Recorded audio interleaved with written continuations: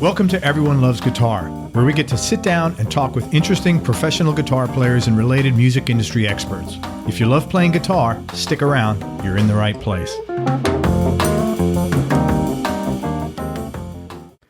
Hi, this is Craig. Just want to let you know you can now advertise here on Everyone Loves Guitar podcast. For more information, go to everyonelovesguitar.com/advertise. That's everyonelovesguitar.com/advertise.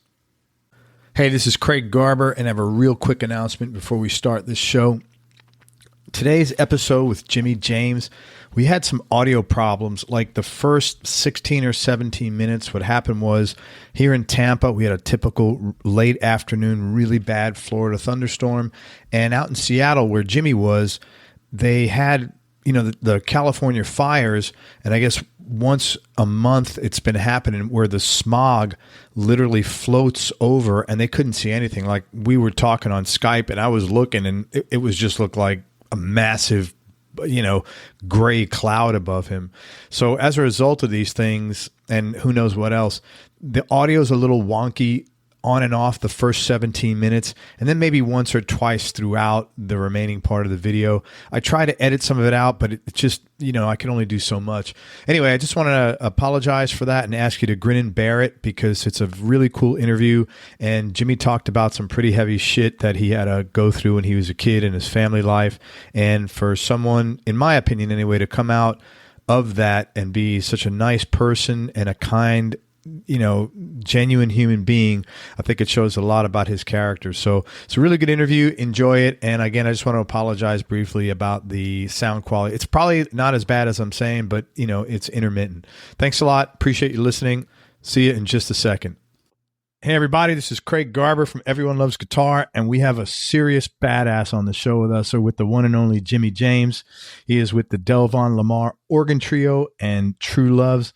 I love this guy as a player, man. I happened to find him online, and turns out he's like literally one of the hottest up-and-coming guitar players around. And we had a chance to talk a while back. He's got a great work ethic. He's a super soulful cat and a really genuine person. Jimmy James, again, real name Jabril Williams. He's out of Seattle, and his music is really rooted in the blues.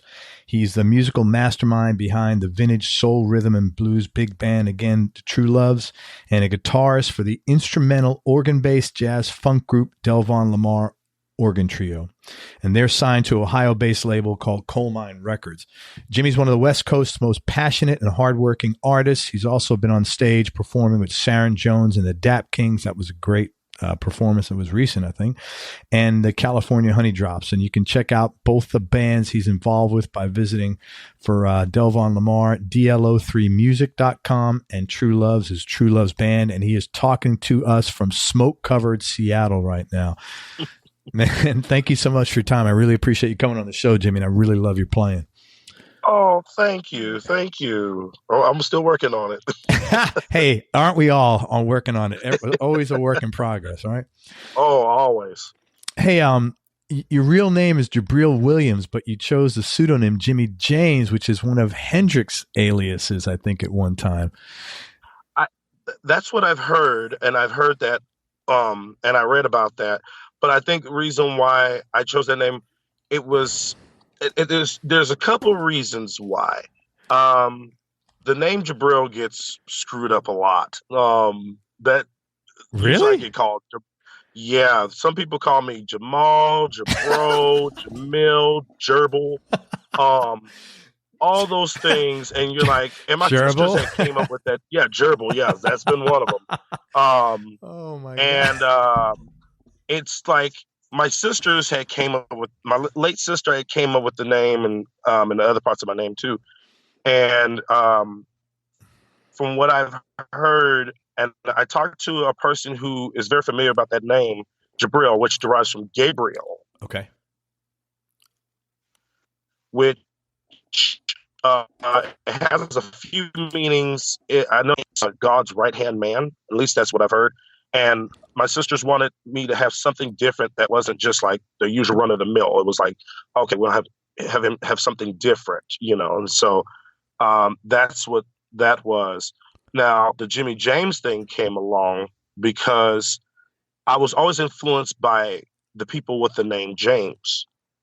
And so it wasn't to take away from anybody. It was also that I didn't have to worry about, the name getting kind of, butchered and all that. But there were people with the name James that really influenced me heavily.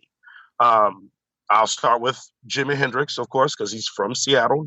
He's Seattle's own, and really put the town on the map. And I mean, he's like, that's a guy I would have wanted to meet in person. Like, like I would worship the ground he walks on, but I heard him when I was like 8 years old, and it scared me. Purple Haze scared me like you would not.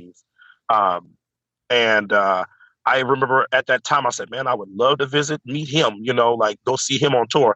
But then I didn't know until later that I was many, many long years too late. Yeah. And then there is the great Motown bassist, James Lee Jamerson, but James Jamerson, who to me is like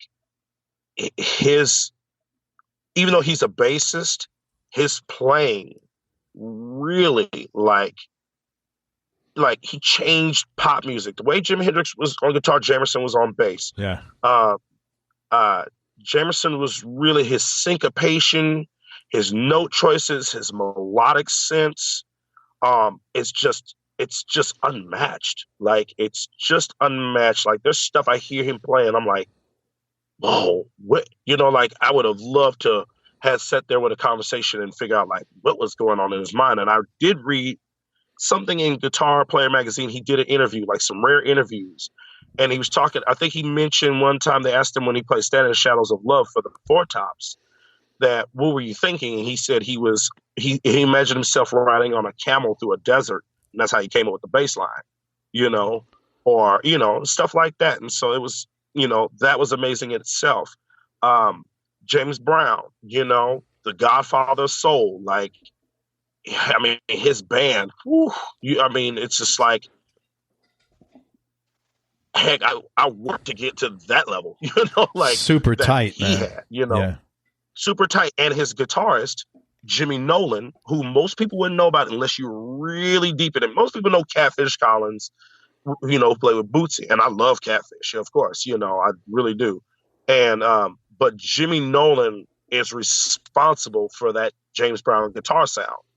When you hear like songs like Lick and Stick, you hear Papa's Got a Brand New Bag, songs like that. But Lick and Stick like was one of my introductions of like it came to James Brown. I liked his guitar part, and he just has a distinct tone, but most people wouldn't know who he is, but he was like, his rhythm is like unmatched. Like you hear stuff and you're like, oh, where did they think of this? Like, how, and that's the greatest mystery of music. Like, it comes out of nowhere, but it's like, how did they think of this? What made them think? It's like, I would love to sit down with every one of those cats to understand that. So, those people with the name James influenced me. So it was kind of that, and it was also not butchering the no one's going to screw that up. Right. And so those were people that I'm influenced by, that I'm standing on the shoulders of giants, and so it's more of just giving that influence out there, and people know that. But yeah, those were my influences, but wish I could have met them, really do. But most of those guys were gone by then, I mean, not James Brown, but or James Jamerson, who, it was 1983, but I was only 2 then, but I would have loved to sat and pick their brain about, what, business and how they came about this, and what's the learning lessons, because, they were the experience. They were during the golden age of making this stuff. So that's where I'm at with it. Very cool, man. Well, Jimmy James it is. I love that. Well, thanks. So I actually randomly found you online, and like I called you like the same day I found you. I was like, man, I got to get this guy. Cause I mean, seriously, like, I was like, Okay, like I just made I just went to, however, I just listened to a bunch of your stuff, and I really like what you were doing. And the other thing I think you were playing like an old harmony. It's a Silvertone, actually. Silvertone, yeah, and I love those guitars, man, with the DeArmond pickups, and man, it's just, I love your sound on there, and I also like the kind of music you're playing. To me, it's like the old school, like it's the best era of funk, which to me was early 70s, because it was not just funk, it was a great blend of funk and blues and like tons of passion coming out. So my question is, you weren't even born then, and I was curious how you got involved with that kind of music. How did you get into that? How did you pick up that kind of vibe and make it your own? Well, I remember the first song that got me into guitar and into that music was My Girl, Robert White, who was the session guitar player in the Funk Brothers, part of the guitar section, along with Joe Messina and Eddie Willis, played the line on My Girl. And then hearing, I think it was Eddie Willis played the guitar line on I Second That Emotion by Smokey Robinson and the Miracles. That little line that goes, dun, dun, dun, dun, dun, you hear that. Yeah. And I was always into it. Like, I was listening to a lot of, like, I'll admit, like, I was in high school, and we had a high school band, right? But most high school bands play jazz, Our high school band, now, the rhythm section, we couldn't read. Like, we were all ear players. The horn players could read, but we couldn't. And so we were, like, the stuff that we played at high school band, hard to believe, but we were, like, 14, 15. And we would play like songs like Hollywood Swingin' by Kool and the Gang. Wow. Or, like, I was like, God, can we play Hollywood Swingin'? Because that's, because I grew up on my mom's records. My mom's records, she had a lot of that stuff, but she was all over the board with the records. But I was just like, I was listening to like Wilson Pickett, like, or as we know him as the Wicked Pickett, like Must Say Sally and, songs like that. Bobby Blue Bland, Falling Up the Road, or Bobby's Blues, or songs like that. And but in high school band, we were playing like songs like Get Up Off That Thing by James Brown, Hollywood Swingin' by Kool and the Gang, Jungle Boogie by Kool and the Gang. That's a great song. We played, I think one time our first show together was we played Funky Town by Lips Incorporated. And then we played a song called Susie's Blues, but we used to play a lot of like, like the James Brown stuff in school, because we were into that, like we were deep into it. Like, as kids, like we play funky stuff, anything we could get our hands on, that we played like the soul and the funk, classics as much, as much as we knew at that time, but it was just a lot of that, and I got into it super early, but I was always into it. I was always into it. Sly and the Family Stone, who else? The Spinners, Staple Singers, Curtis Mayfield, The Impressions, people like that. Sam Cooke. I was always into Sam Cooke, at an early age, Percy Sledge. I mean, the list could go on. And my peers just wasn't listening to that.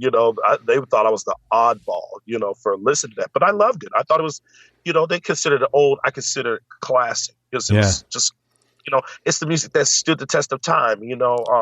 Listen to Aretha, and my mom could tell you this. Like, I think I was in a shopping cart, so I must have been probably 3 or 4, and I was sitting there singing, suck it to me, suck it to me, suck it to me, something, just a little bit, because I was into Aretha, like if I want to feel like a young kid, I would listen to the Respect or Natural Woman and stuff like that. And, I'm pretty sad to hear about her, what's going on with her, and I hope that she pulls through, really pray for her, because she is the queen of soul, the undisputed queen of soul, and For so, sure, I had to just throw that out there though, but yeah. Very cool, man. Talk about Delvon Lamarr Organ Trio. You guys, great B3, funky guitar leads. You guys are very tight. Same thing, old school 70s funk. I was curious how you wound up hooking up with those guys and becoming a band.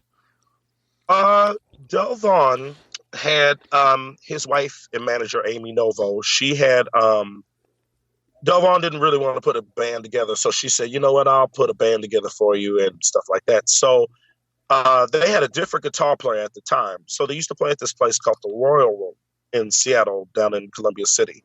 And there was a Tuesday night, and they would play down there. And I was like, playing the Chulas, but I was coming down there to support our drummer. So I would go down there and see him and watch that, and sometimes they would have me sit in.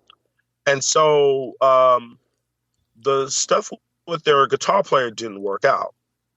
So he called me and was like, "Hey, what are you doing?" I said, "I don't know." He's like, and they were playing some stuff then, and I was just like, he's like, "Come on and play with us." I said, "I don't know all this stuff." I said, "I don't know what you're playing." I'm just like, I'm coming from my bag, and he's like, "Man, it's no problem. Come on down. Let's see what." So I was like, "Okay, I'll come on down." And then after that, we start picking each other's brains of what we knew. And I was very surprised. He was surprised by me, and I was surprised by him, because we would like pull out stuff by like Donny Hathaway or what ended up on the record, Tyrone Davis, "Can I Change My Mind?" And stuff like that. And he's like, "Oh, do you know this by the Funk Brothers?" And I'm like, "Oh yeah, man." I'm like, "Do you know this?" And it was just like, we would just go back and forth at each other like, "How do you know this?" "Oh, well, you know this." "Well, how you know that?" And it's just like, and we just would throw. So you guys were like musical brothers from a different mother, sort of. Yeah, and it's crazy because not only that, I asked him this. I said, we get along. Why is it we think alike? And I said, "Man, I know some people probably don't believe in this stuff, but to each his own, each their own, I guess." I said to him, I said, "Man, when's your birthday?" He's like, "August 28th. And he's like, "When is your birthday?" I said, "August 25th. Well, that's what Holy. And so we're like, "We're Virgos." I said, "Oh, that makes sense." I said, "No wonder we're just like, we laugh at jokes that nobody else understands. Like we like our manager, and it's funny now, and we laugh about this because whenever we're like, we could be in an airport and all of a sudden we're singing a melody to a tune or something that we hear, and we're both singing, and everybody's looking at us like, and they're smiling because they're looking at us like they're really having a fun time over there by singing this, or we'll be in the van and he'll sing something, and then we're like, and I was like, "I hear you." And then we'll record stuff, just for fun. It's just always something. We're always picking each other's brain. Like he's always like, it's like a game of chess sometime where you're like, he's like, "Oh, he got me there. Oh, how do I get it back?" Oh, and he'll throw stuff at me, and we just do that. And it's just, and that's how we do. That's awesome. So you're not only compatible, like your musical interests, you're compatible on stage with what you're putting out to each other. Yeah, because we never know what's going to happen. Like we get on stage, it's like, we don't know what's going to happen. It's like anything can pop off, and we could be sitting there like, I don't know, let's just try this, and sometimes it's just like, okay, yeah, let's just try that. Like one time we were at a party, I remember, and he was playing something he heard in his head, right? And he started hearing this bass line, and he starts playing this bass line, right? And I was like, that sounds familiar. And then all of a sudden I got it. I was like, wait, he's playing all the notes. I can't go for that. And so, mind you, we never even practiced this. This is for the vocal part. A drummer starts, David, he starts playing the drum part. So we're doing that, right? And then all of a sudden, I'm playing the background vocals now. Mind you, I never rehearsed this, never practiced it. And then he's like, "Oh, he's like, you got that sax part?" And I was like, "I think so."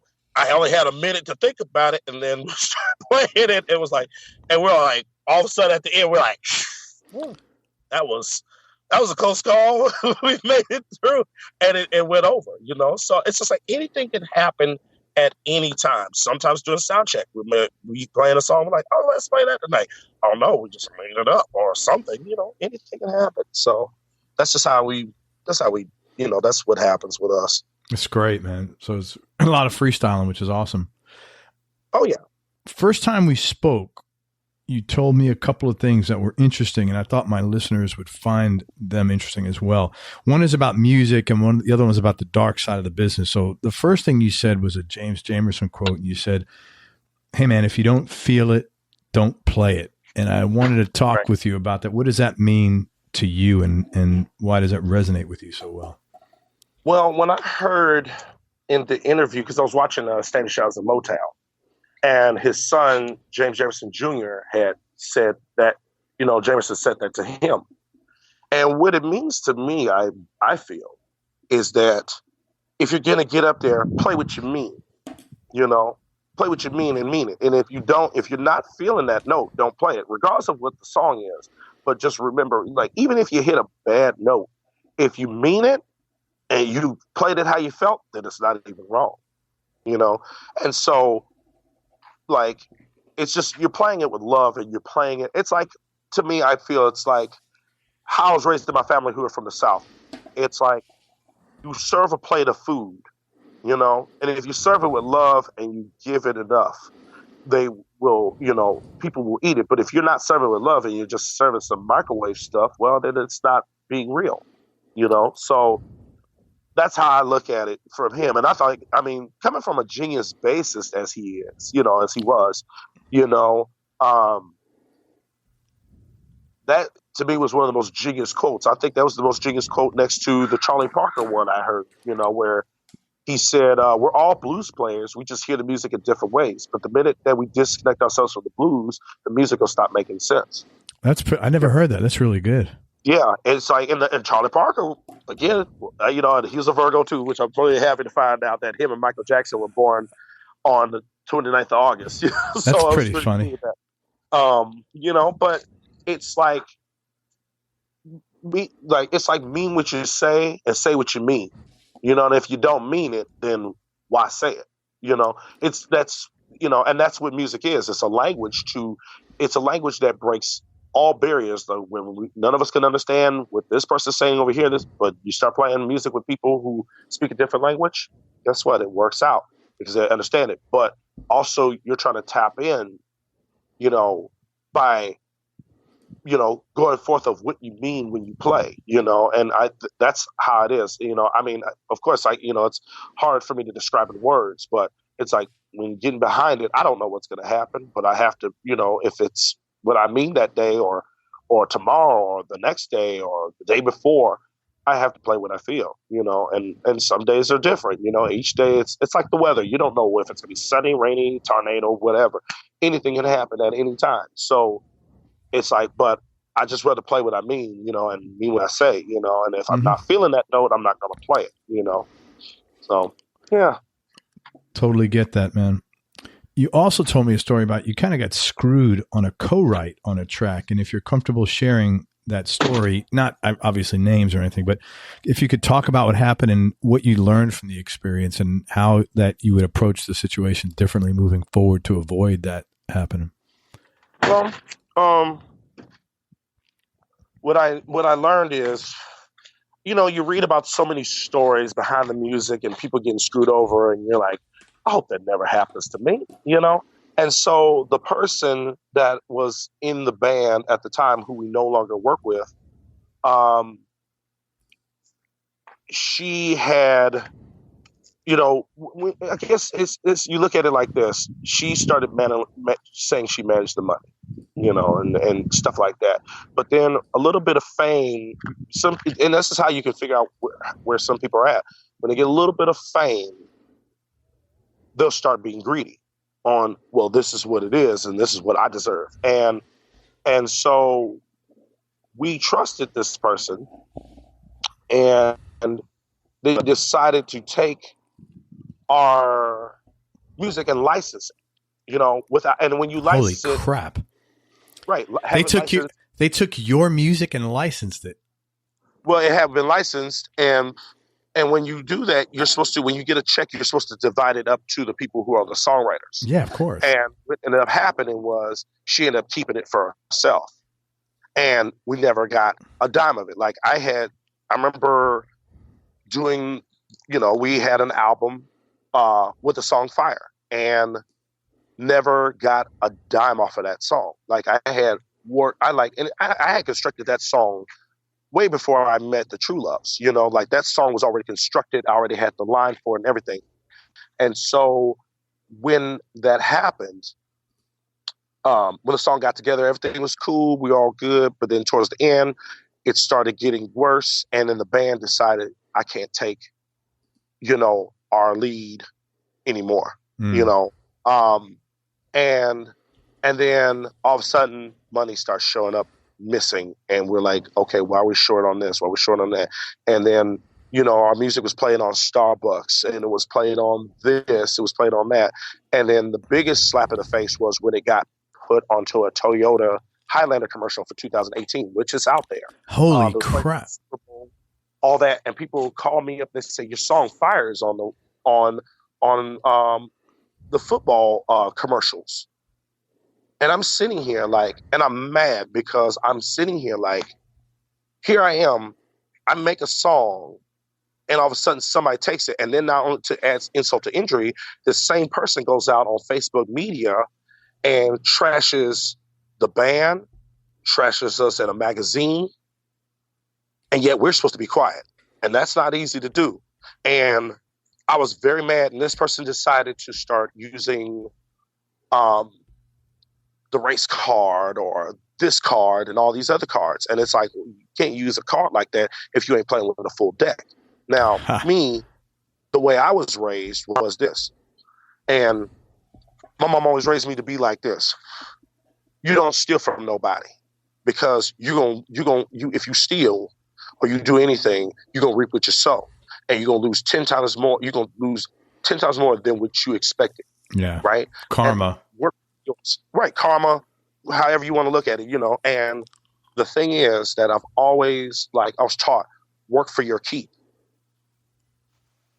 You know what I mean? And it's kind of like, my mom kind of reminds me of, if you ever saw the movie Ray, and how his mom says, you're going to stand on your own 2 feet. That's how I was raised. Yeah. To stand on your own 2 feet, work for yours. Because when you work for it, then you can look back and say, well, I didn't take from nobody because I worked on this, and you feel happier doing it, you know?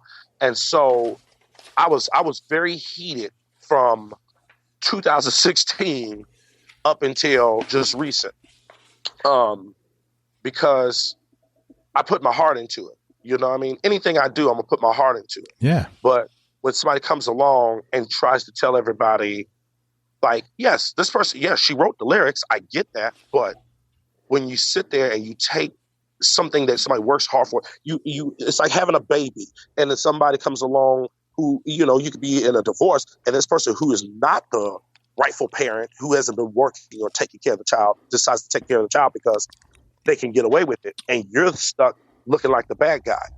And I was looking like the bad guy for a long time until people found out the truth, you know? And so we were in a lengthy court battle over this, you know, man, and sucks energy out of you, man. Thousands of dollars that was, you know, I'm not saying it's $1 million, but it's like, that comes to help my family. That comes to take care of other people's families in the band, you know, like, sure.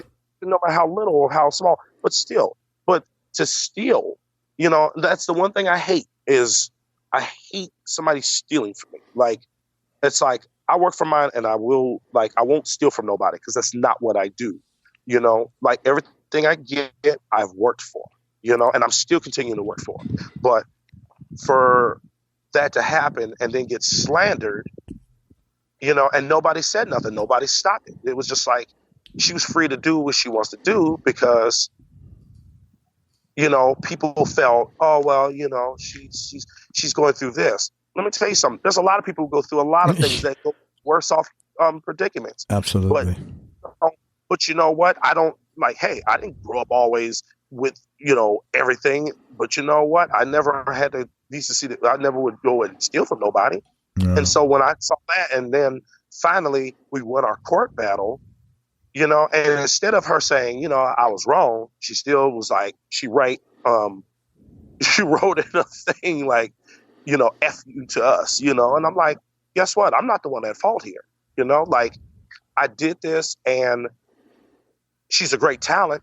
Don't get me wrong, but I hope she gets her head together wherever she is, because it's not going to be easy for her. And it's going to be a rough road ever, and I don't wish that on nobody. I don't wish nothing bad on nobody. But you can't do that forever. You can't keep getting over on people forever, because it's going to catch up with you one way or another. And I don't, and so that had me heated, because I just wanted to make sure that my band and my group, my group, for somebody to do that, even though they showed her respect, that was not right. And so I don't have no tolerance for that at all. How would you prevent this from happening moving forward? Contracts, and make sure that everything you keep, and it's the reason why we won our case, is because not only the contracts, but we had every email, every text, every screenshot on Facebook. We had the video of slander, everything we had. So when she was ready to try to come at us, we're like, well, we have all the evidence right here. And therefore she couldn't vouch for it. Even we even had to do it. She even had a lawyer who I knew, and this is even the worst part. Her first lawyer was a friend of me, and he knew she was doing this, and he allowed her to do that. He knew she was screwing us over, and he didn't even say nothing. And that was even a worse insult, because I'd known him for many years too. Wow. And that hurt me, and we had a falling out, and I have nothing to say to him or her ever again, and so having a really great manager that you can trust is a great thing. Somebody that doesn't have a track record for, screwing people over, of course, having contracts, but having a very hard-nosed manager who makes sure negotiations, contract, everything is written right there on the dotted line. Yeah. So when you have that, you're good. And there's a saying that the rapper Notorious B.I.G. said, "More money, more problems." Yeah. And sometimes he's like, and he said in a line, he said in a one other song that's not that one, he said, "I have lawyers watching lawyers so I won't go broke." And I remember hearing that line, I was like, wow. When you have to go through all this, and they say it's a cutthroat business. I was told that. My mom told me that a long time ago. She was a singer.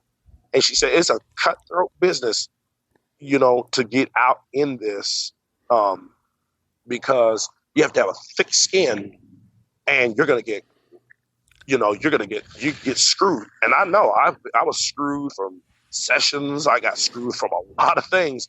But I learned. Now I have a manager. I have two managers who, if anything happens and they want me to do something, they have to go through them, because I don't want to deal with it. I'd rather deal with the music, because trying to deal with that stuff will make you pull your hair out. Yeah, and man. The business is not easy. So, and I respect every person who's a manager, whoever has to do in music, have to work for their artist. I respect them. I tip my hats off to them, because they really work. It's an unforgiving job. So you focus on the stuff you're good at and let the managers focus on their stuff. Right. For you, because you don't have to sit there and be like, oh. It's just more like, okay, I just need to get dressed and get from the hotel to the, Yeah. That's more of the thing, but yeah. I totally get it, man. Yeah. Sorry to go on a rant there. But, no, man. Hey, listen, I wouldn't feel any different than you feel. That's a real shitty thing to have happen to you. So, I don't think it's inappropriate. So, and I would bet people listen to this have had the same exact thing happen to them. So, yeah, and it sucks because you hear about it, but then, you hear about it and then you're like, oh, and you always wish that, things will be better and it doesn't happen to you, because nobody wants that to happen to them. Nobody wants to get screwed over. Yeah. It's just about being honest and genuine in what you do. Don't, but when people feel like I'm greedy and I got to get greedy with it, it's like, well, yeah, you can do that. You can keep this up for a long time stealing, but in the end, it will, people will get called out for that, and it's like, you don't do that. Like I couldn't ever imagine in life to ever do that to someone, because I know what it's like, but I would never do it back. I wouldn't. I couldn't. That's just terrible. You know. Hey, you had talked a couple of times about your mom, and you're from the South. Where did you originally grow up, and what was your childhood like? I grew up in Seattle. I'm first generation. My mother's from Texas. Um, and so she was a singer at one time. She sung in a group called the Champels, and that was during the '60s. Probably like mid to late '60s when she got up here. Her and her cousin sung in a group, um, and my mom's cousin's husband, he played with Jimi Hendrix and the Rocking Kings, so they grew up together. Oh, wow. So yeah, he has a lot of stories about that. He was telling me, he told me about, for example, the song Spanish Castle Magic. He's like, well, the truth is there was a club in Tacoma off of Highway 99 called the Spanish Castle. He said the reason why Jimi Hendrix said it takes a half a day to get there is because he's like, the vehicle kept breaking down trying to get there. He's like, we didn't make much money. We made enough to get some gas and some soda and a burger, but that was about it, But he said, other than that, yeah, Spanish Castle. He's like, it was the car was breaking down. That's why it took a half a day to get there. Is how he mentioned it, So Yeah. I was like, oh wow, but he knew all that. He told me all that, and yeah, and it's just like, yeah, my mother was a singer. I have pictures of her when they were in their capes and they were a singing group, and they actually one time sung in front of the group The Sweet Inspirations, which sung back up on Burning the Midnight Lamp. They sung back up behind Aretha. They sung back up on Son of a Preacher Man for Dusty Springfield, and behind Elvis, which actually featured on lead Whitney Houston's mother, Cissy Houston, who also, if anybody's familiar with the song Ain't No Way by Aretha, she's the one who sings that high soprano head voice note in there, which is unbelievable. But yeah, Whitney Houston's mother was in that group though. That's wild, and they man. did a song Inspiration. So and they got complimented by them, according to from what I've heard, so that's something. So yeah, they played at a place called Black and Tan in Seattle that was off of Jackson. It's a store now, but it was a big club in those days, in the 60s and the 50s and 40s and all that. So yeah, it was a big club in those days. That's funny. Black and Tan is a drink, I think. Oh, I didn't know. Yeah, a Black and Tan is a drink. It's like Guinness and something, I think. Yeah. Oh. It's nothing I would drink, but I'm pretty sure a Black and Tan is a drink. What was growing up like? You had a good childhood? It had its issues, I mean, it's a hard thing to talk about. I mean, I know that, my mother was a single parent. My father, took off and wanted to do his thing, and what have you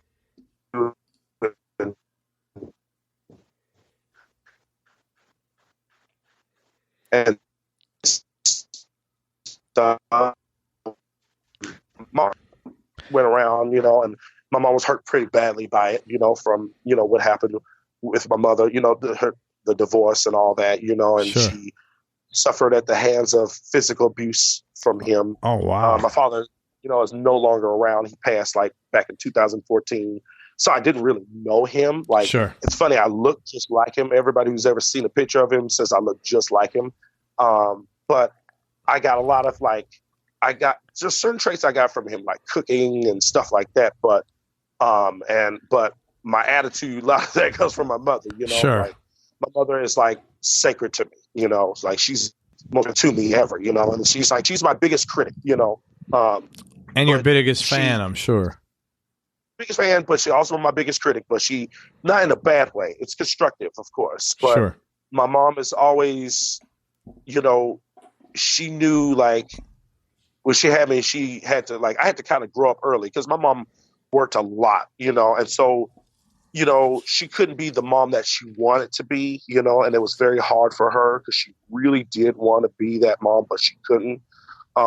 because she worked so much. So it was, most of the time raising myself, doing that, but she did the best she could and what she had, and a lot of parents do. There's a lot of parents out there who want to do this and do that, but they do the best they can for what they got, and so I applaud my mother for that, and I love her for it, and I always have and always will, and so she was always the one who in music was like, work harder, dig deeper, that's what my mom always said, dig deeper, work harder, and so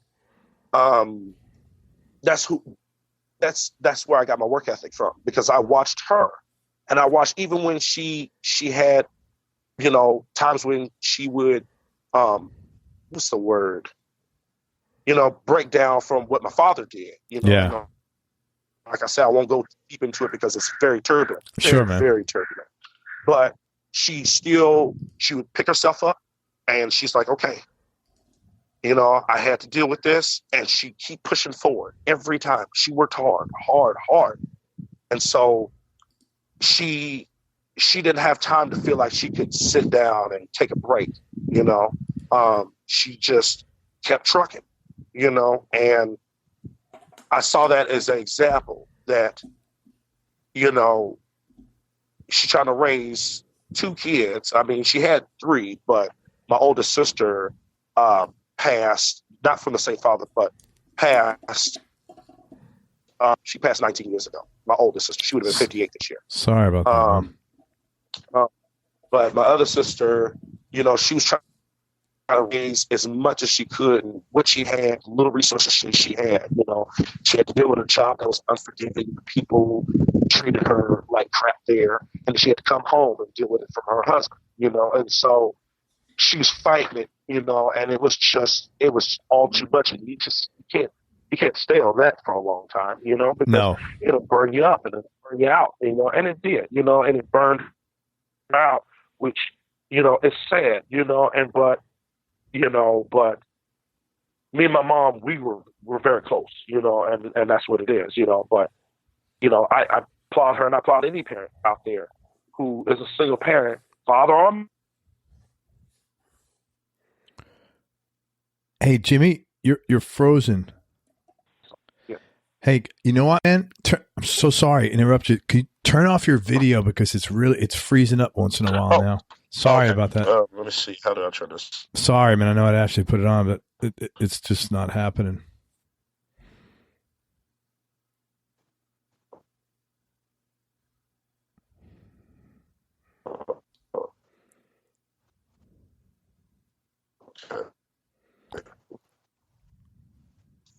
Okay.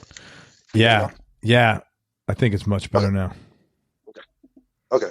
All right. Sorry about that. No, it's cool. You were talking about that. You applaud any parent, any parent was in a situation like that.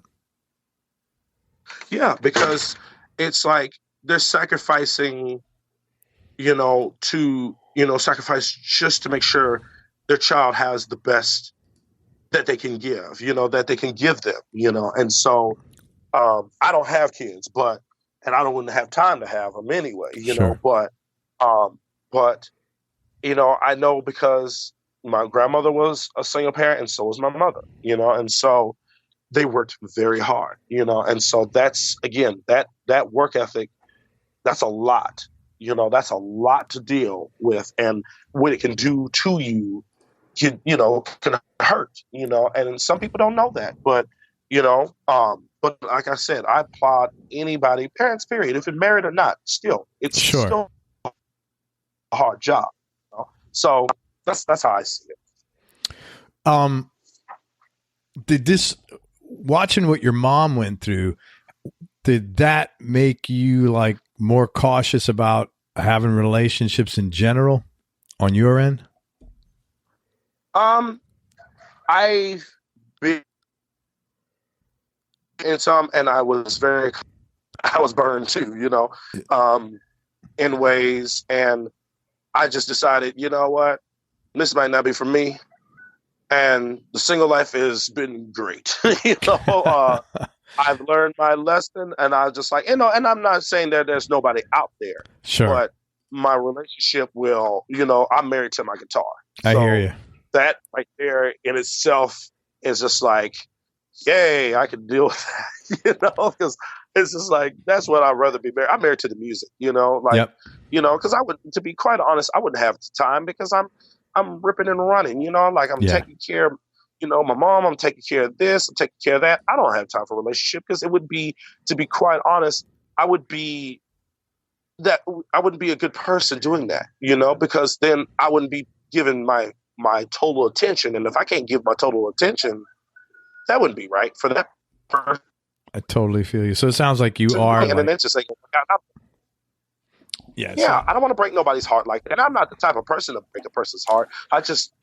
Because I don't have the time to keep attentive on a relationship, it just wouldn't work out. And so therefore I'm just like, why would I do that? So it isn't for me, maybe someday, if it's supposed to, if it's meant to be, it's meant to be. But until then, I'm happy where I'm at, in this situation. Good for you, man. Yeah. Hey, let's talk about gear for a few minutes. Okay. And specifically, like, what's your go-to guitar right now, and what other two guitars would round out your top three? My go-to guitars are the ones I play now. My Silvertone, and it's funny because I was never a hollow body fan, but my first guitar I got was an acoustic, which was like $20, and the pegs broke off and it only ended up with 2 strings. So I played that until it just fell apart. And then the first electric guitar I owned was, I think it's probably $50 or something. It was like, or more, I can't remember. It was a Harmony Rocket. It looked like, kind of looked like, was it Chuck Berry's guitar or B.B. King's Lucille? Kind of looked like that, but except it was cherry red. And then the jack caved in on that. And then the neck was bowed, but I loved it. I loved the sound of it. It had those mustache pickups. And it was, I loved that guitar. And I never did find another guitar that sounded like it until I came across the Silvertone, which sounded pretty much like what I had. Same color too. And I was like, man, I gotta get this. But the next guitar I would get after going backwards, the next guitar I would get was the Strat that I have now. And that was like maybe $200, I think. Is that like a brand new? A Squire or a Made in Mexico Strat? Squire. Yeah. Yeah, Made in Mexico Squire. And I knew it was mine. I knew I had to have it because I had it in high school. So it's been with me from everything, pretty much everything these days. And it was it's like something Noel Redding said. He said, a guitar is yours when it has that at-home feeling. Yeah. And when I saw it, it was kind of the type of guitar that kept calling my name, like, you want to buy me. Come on, go get me, buy me. And I was like, there was every other guitar around, but it just, that one point in me, I was just like, come on, take me home with you. And I'm like, okay.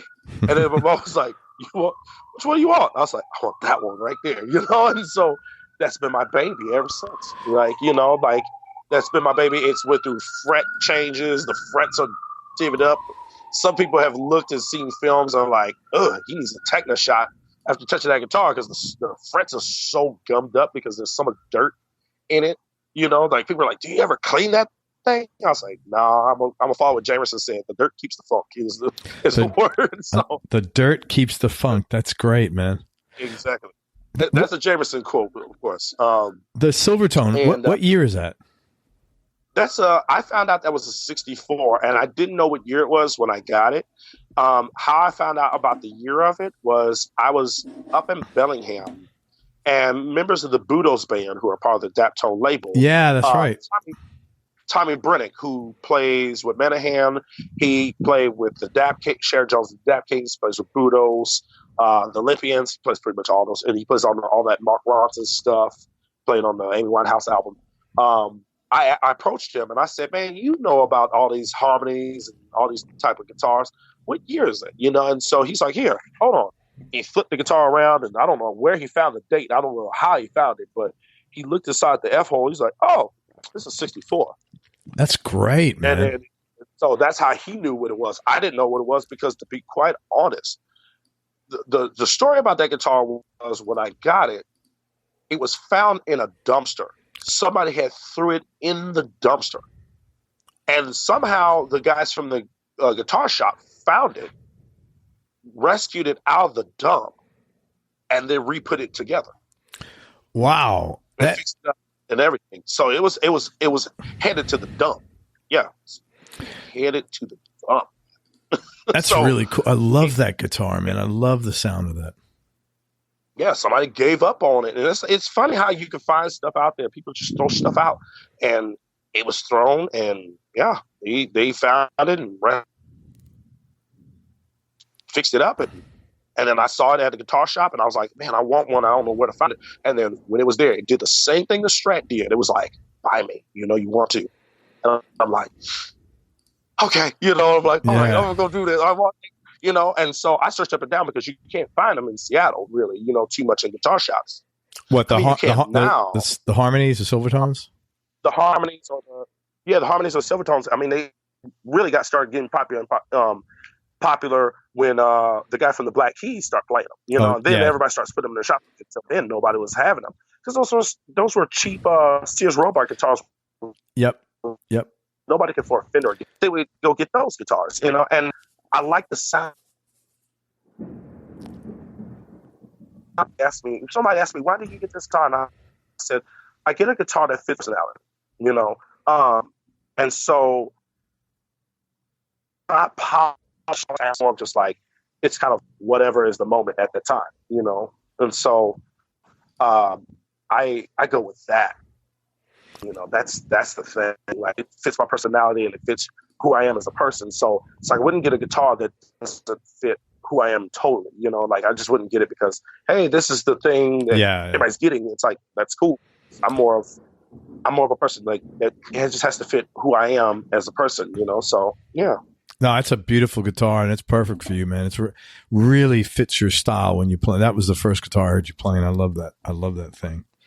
Oh, thank you. You're welcome. Let's talk about that. Your style, you have a very unique, like you're one of the guys, you listen to you, it doesn't sound like anybody but you. Like your individual notes, your individual picking, they're very clear, very defined. And I wrote it down here. It's almost like you're playing each note for dear life, man. And I was like, I don't know if you're a heavy picker. It sounds there. It's just really specific. And I was curious how like you honed that down over the years. I don't, I know I wear out plenty of strings. I know that I make the string companies a lot of money.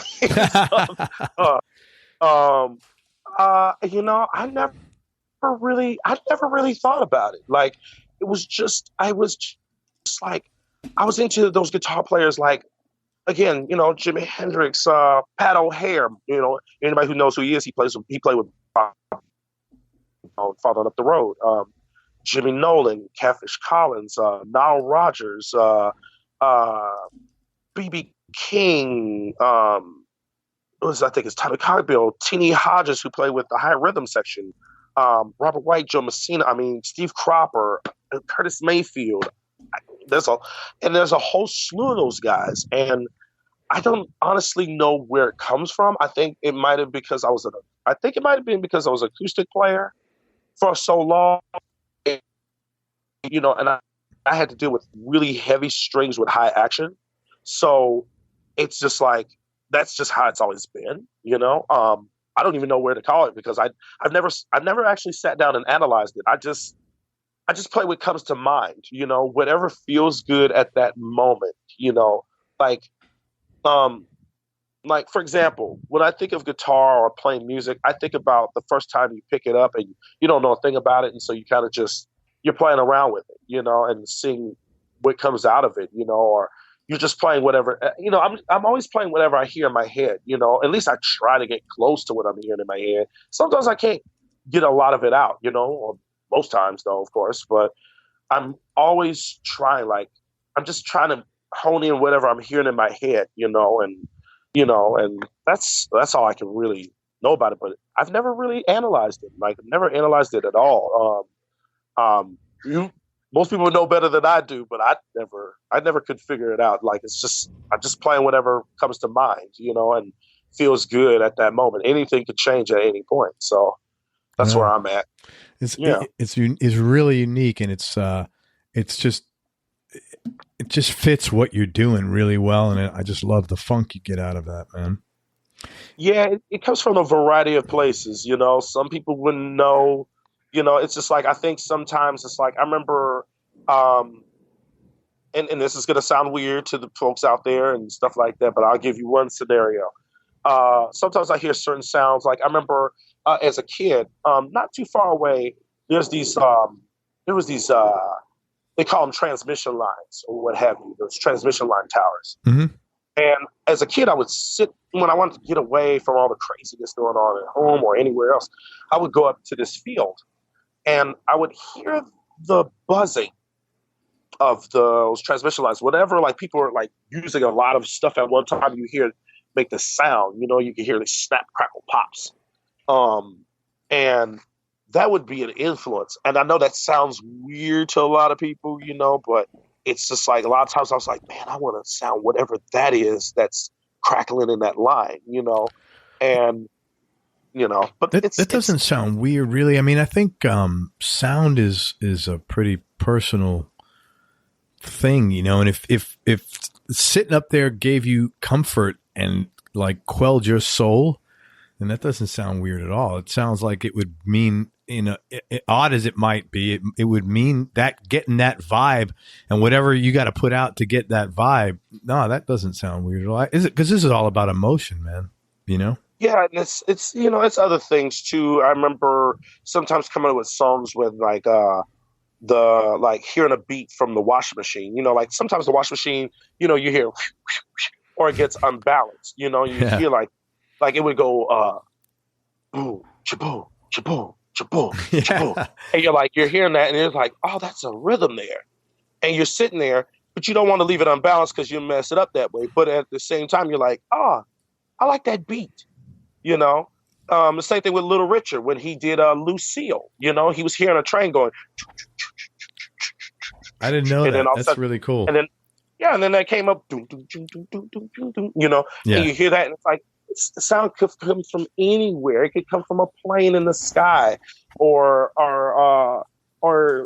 hearing, your foot tapping as you walk, and you hear this rock under your shoe that's stuck, and it's, and you're tapping, you're like, oh, that sounds like a sound, So I think it influences from different places, and in the most oddest places too, but I guess that's where I'm at. But of course, that it's gonna sound weird, but that's no.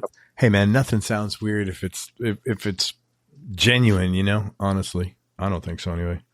Oh, no problem. Talk about Desert Island Discs, man. If I asked you to pick your 3 favorite CDs in no particular order, and knowing that this could change tomorrow, just knee-jerk reaction, first 3 albums that would come to mind right now. God, 3? Yeah, it's a tough question, man. Oh, I wish it was the top 5. Oh, God. What can I say? Top 3. Jesus Christ. Okay. It's gonna be hard. Okay. I would say Jimi Hendrix's First Rays of the New Rising Sun album. Yeah. That's a posthumous. That was released like in the 90s or the early 2000s?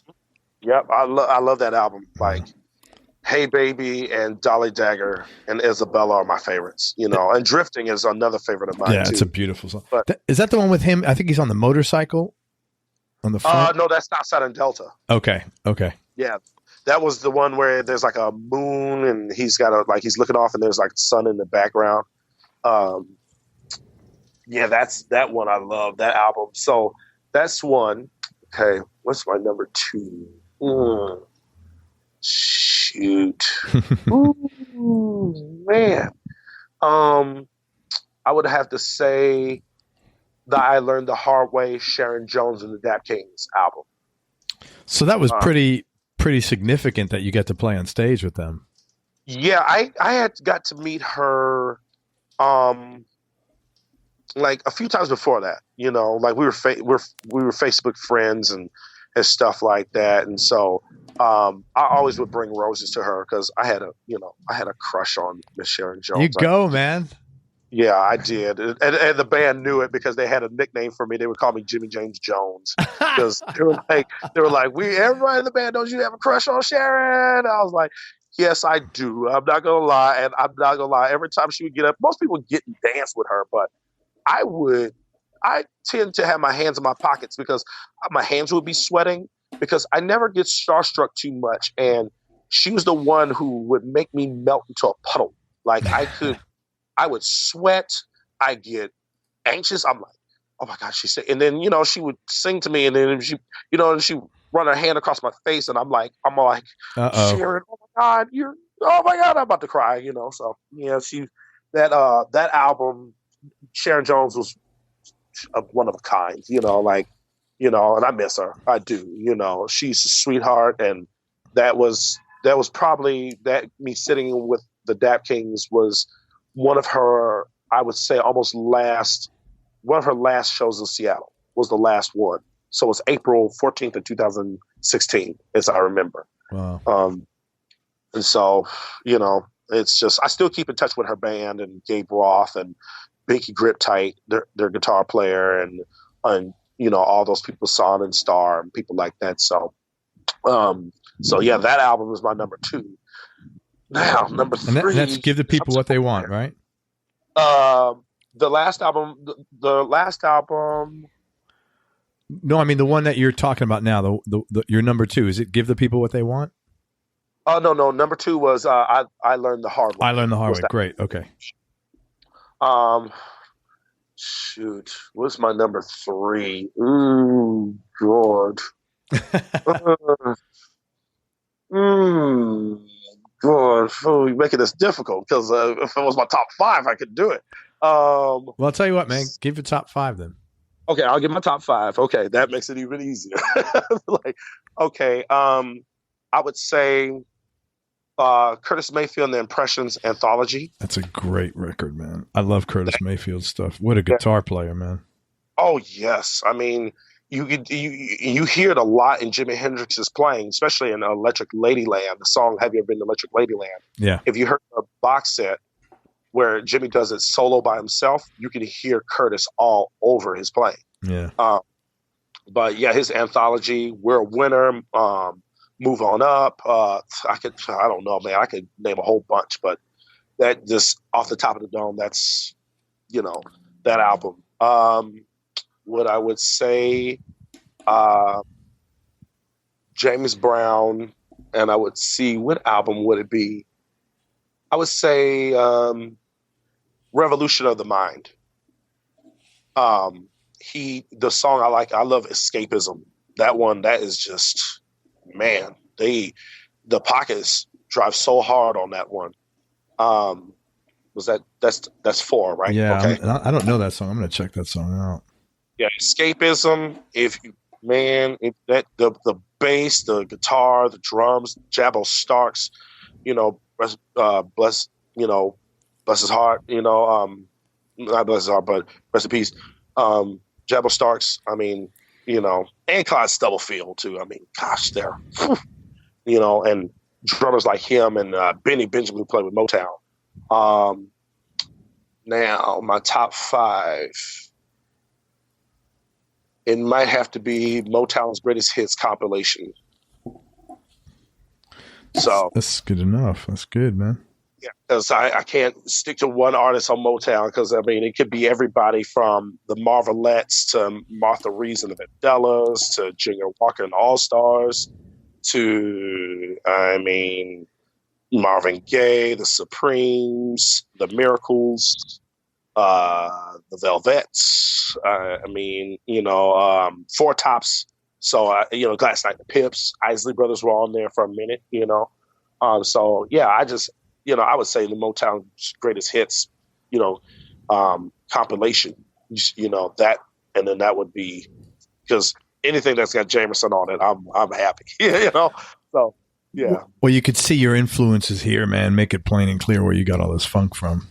So, well, I love those guys. You know, it's like I look at it like they set a standard. They set a high bar. You know, for what they did. You know, and I think what our duty is that because so many of them are not here, that we have to not only fill the void, but make our own way as well. You know, because again, the saying goes, we're standing on the shoulders of giants so we can look farther. yes. You know, Yes. because they paved a trail for us to be where we are.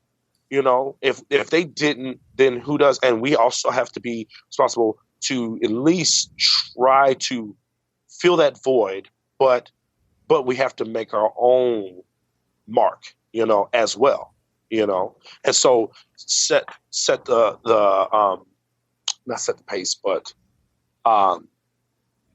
being able to keep it going, you know, and that's where I believe, you know. Some people say it different, you know, and that's understandable, but that's just how I look at it. You know, the work ethic of James Brown saying, you know, hardest working man in show business. Nobody can take that away from him. You know, his band, and let's not forget his band, because his band was on point, you know, and if they were, you know, if they hit a wrong note, you know, he'd give them a $5 fine. And I've seen clips where he's splashing them a $5 fine. Like he gave somebody in the band a $15 fine because we watched him do it. And we don't know where it was, but he knew where it was, you know? And so, yeah, that's where I see it, you know? Very cool. This is probably a tough question based on what you said, but what's your best childhood memory? It sounds like it was pretty rough, and I feel you on that for sure. My best childhood memory is riding bikes with my mom or listening to music. That's what we have in common, you know, is that, you know, riding bikes with my mom and listening to music is one of the close connections we have. That's great. Know? She was big into music. I didn't know about my grandmother. I didn't know my grandmother was a singer, you know, like she sang in church, but I didn't know she was a singer until my mom didn't know either. You know, we found out when my grandmother, you know, she passed back over 20 years ago. She was a soprano and she sung in a choir, and they won first in state in Texas, which is a big deal. Yeah, that's and I didn't know that. You know, I didn't know that. My late sister, she had played piano and flute, you know, and she had played. She also did marching bands. My other sister, she was a drummer. She played in a group called Tribal Therapy at one time. They were a folk rock group, and she was the biggest female drummer at that time. She had got offers to play with Parliament Funkadelic. She got an offer to play with who was it? Indigo Girls. And she also got offered to be touring drummer for Andy Nancy Wilson of Heart. Wow. And so, yeah, so they knew her. She was the person they wanted, but she turned it down, you know, unfortunately.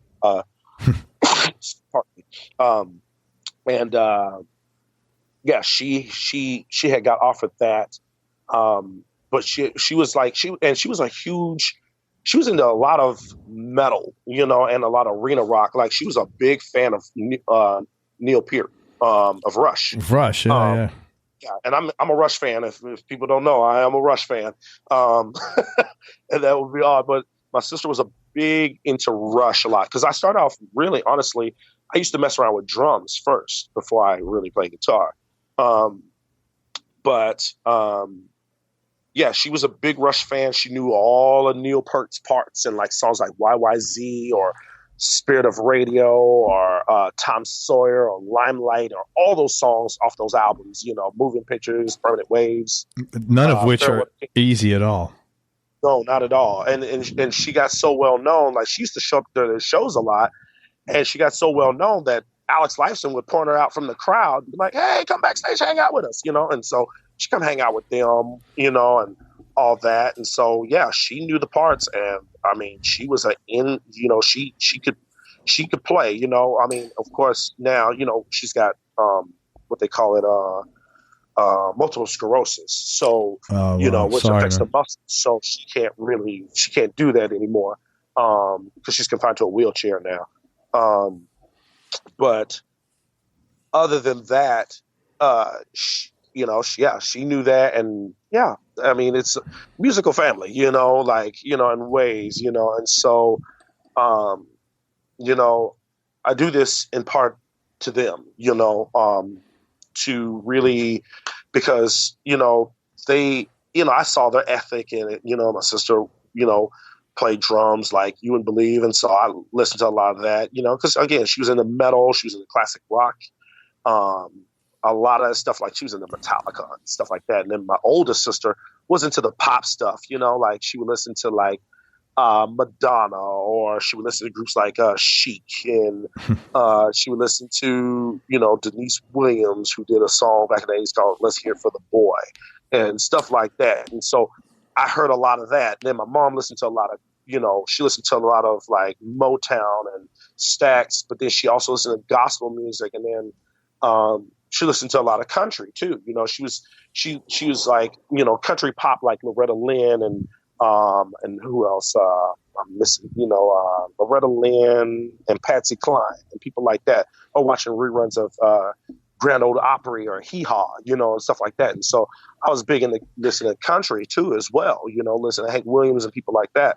And so, and folk, folk music and stuff like that. So, but my mom listened to everything, she listened to that. She listened to rap. She listened to different things. So it was all across the board. So I was listening to everyone of anything, it's like I could listen to, rapper Tupac Shakur, but then I could listen to Dave Matthews, but then I could listen to, Marvin Gaye, but then I would listen to Dolly Parton, or something like that, and so it's always all across the board, with it. So, and then I liked Metallica. I liked it all. So it's just like, I never stuck to just one thing. It was always like, I liked a lot of different things because I love the sound that these people had. They had their own thing, and that's what I respected about it, So yeah. I can't believe the diversity of your influences, man. That's amazing. It's hard for a lot of people, some people, to believe. Like my best friend in New York. Sorry, this my allergies. Excuse me. Bless you. Like we would sit there turn on the radio, and he's like, "Man, I've never seen nobody who can get and listen to the radio and know pretty much every song that's coming up, and how do you know this? How do you know that? Because records, Yeah. You not have a lot of money, but if you had money to go out and buy records or 45s, which, are coming back, but, listen to records and tapes or what was on the radio, the radio was always on, or the records were always playing, and, music was a big part, in the family, because no matter what happens or no matter how bad it was, the salvation of listening to music would make everybody's spirits brighten up, Mm-hmm. And so that's why, like, when working with Delvon, it's like, he comes from the same background of listening to a lot of different styles of music. We could go from here to here, and it's just like, oh, okay, let's go way far out. Okay, what do you know about this? Do you know Sail Away by Enya? It's like, whoa, how you know that? I'm like, oh, you'd be surprised. That's it's wild, like, man. I liked Enya. I used to listen to stuff like that, and what they call new age music, I guess that's what they call it. But Yeah. I always dug those sounds, I always dug sounds first and foremost, and I like the lyrical content. I like the melodies, I mean, if I remember one time posting on Facebook, that's like, what's your guilty pleasure of stuff that nobody would know that you listen to?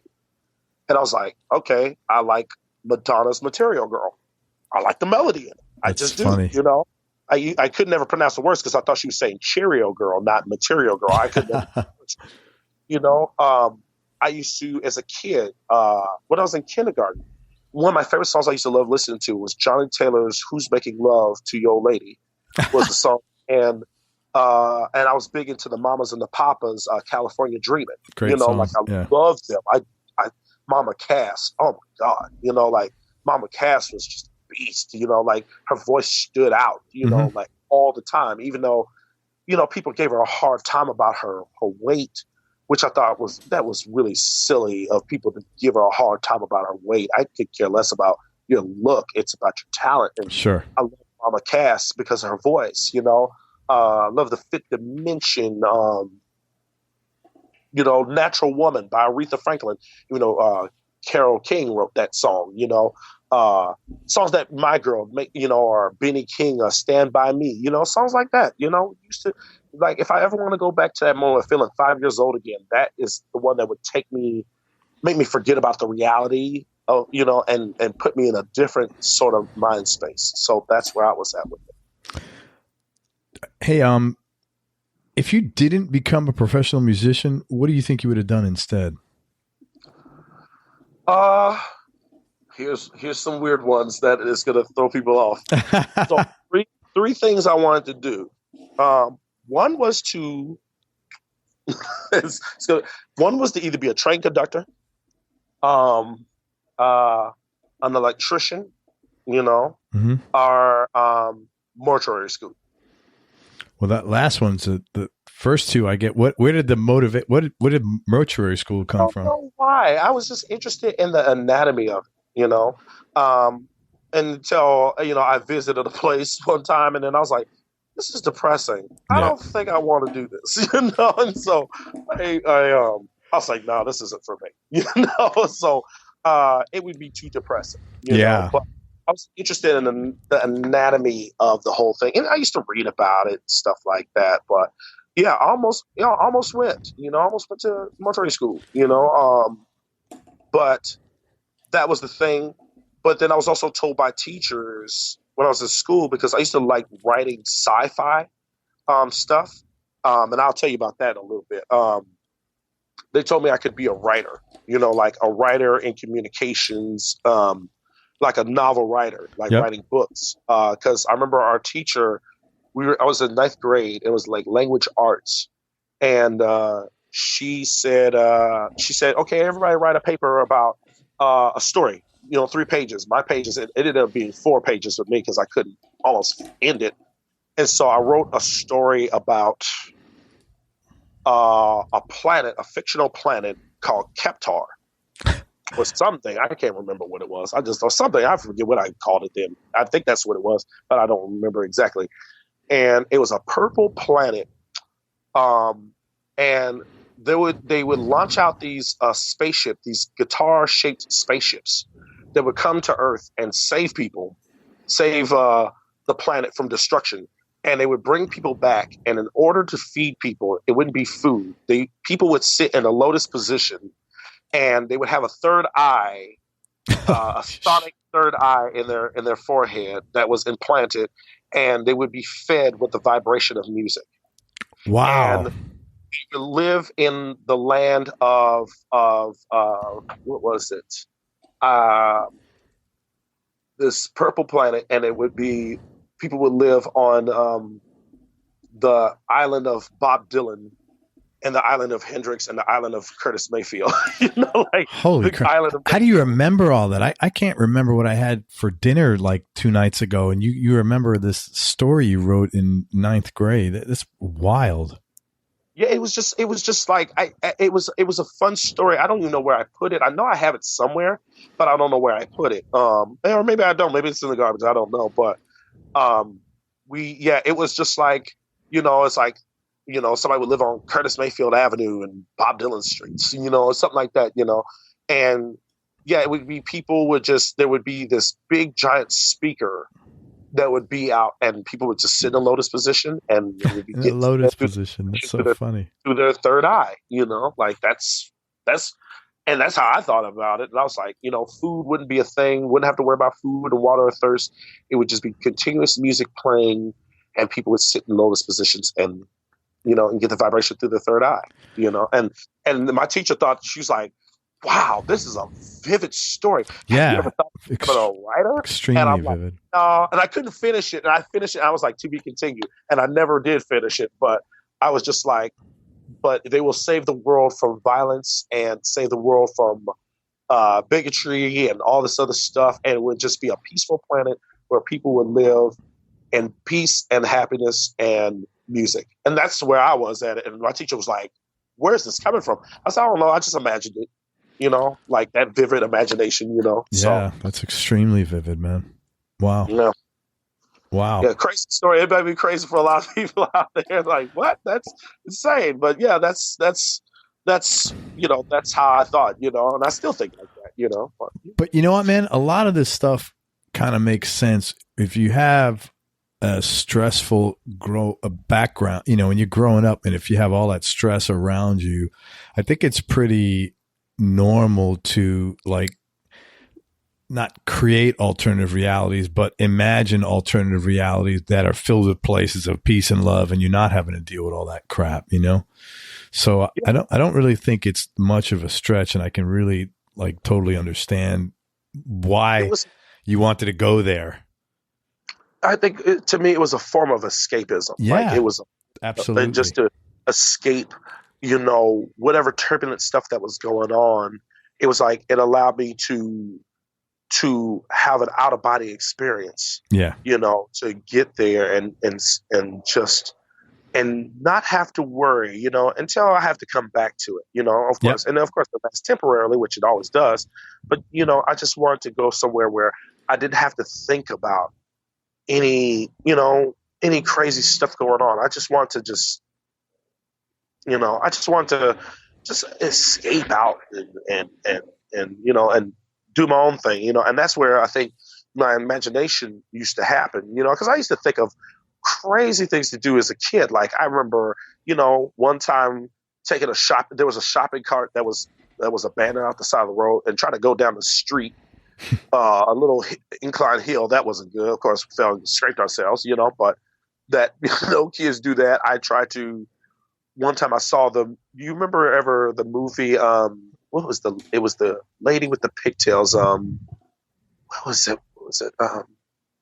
Pippi Longstocking was the movie. Kind of, yeah. And I remember she was riding a bike in the air, kind of like E.T. And yeah. So I thought if I could come up with something that had propellers, I tried to take like a wooden crate and see if we could find a propeller, see if I could do that whole thing. And I was like, we would fly all over the place if we just get 4 people to, pedal on this thing. And, that was like the imagination that we had, but yeah. My imagination was more in music, it was like, I would like 4th grade, I was maybe 9 or 10, and I'd come home and I would put records on, like I would get lost on like people like Bob James, if, like I love Bob James, like his music is something you can really chill out to.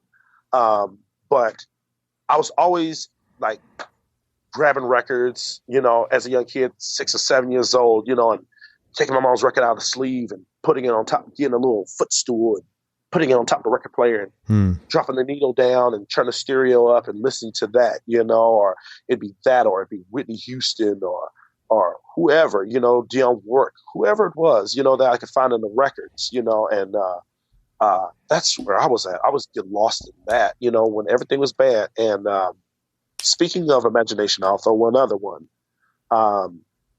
One song there was a soundtrack to me whenever I wanted to get away, and I was like down or whatever, something happened. Mm-hmm. There was a song by Sly and Family Stone called "You Can Make It If You Try." That song used to just bring me up every time. It would get me so gassed, and buzzed, and so I remember hearing it, and I remember traveling to New York, and I would do sessions out in New York, and from Texas. No, New York. No. But where were you living at the time? No, I was still in Seattle, but I gathered enough money and went to New York. Wow, so you had a lot of sessions in the city. That's wild.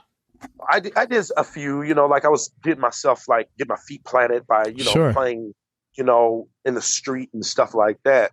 Where were you living there? I was staying in Brooklyn. Gotcha. So like, where was the cheapest places they had in Brooklyn at the time, you know? Yeah. And I remember going in, and there was the Bitter End. The Bitter End is, Yeah. you know, Down on famous. Bleecker Street.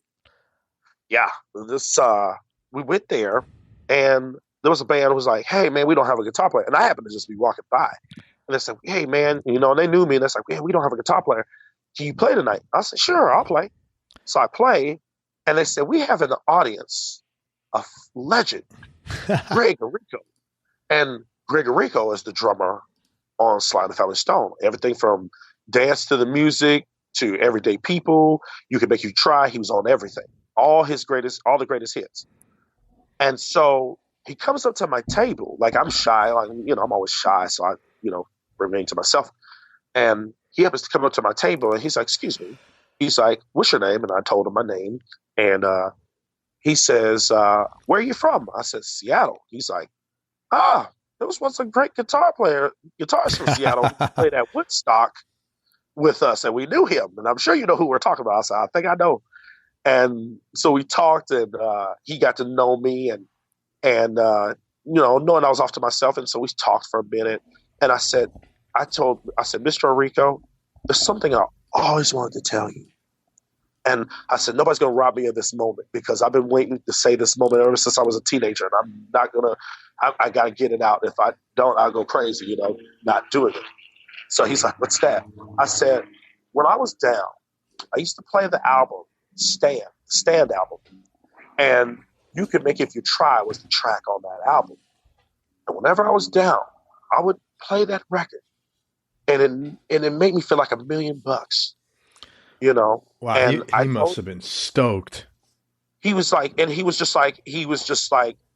was really cordial about it. And I said, "Mr. Rico, I want to thank you, everybody in Sly and the Family Stone."